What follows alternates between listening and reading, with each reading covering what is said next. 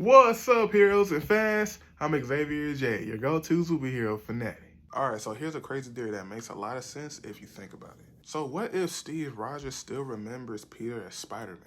Because at the end of Avengers Endgame, Steve goes back in time to return the Infinity Stones. He instead chooses to stay, right? To finally give Peggy that dance.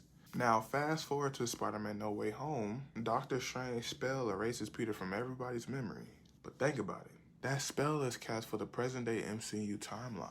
Would that spell affect someone who's physically living in the past? Steve Rogers isn't just time traveling for a moment. He's coerced into different timeline errors, decades before Peter Parker even becomes Spider-Man. So that could mean that Steve's memory of Peter, if they exist, were formed before the spell ever was cast.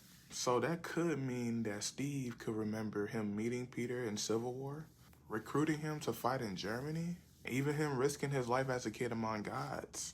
Because once Steve returns to the present from Avengers Doomsday, he might be one of the only Avengers who still knows who Peter Parker is.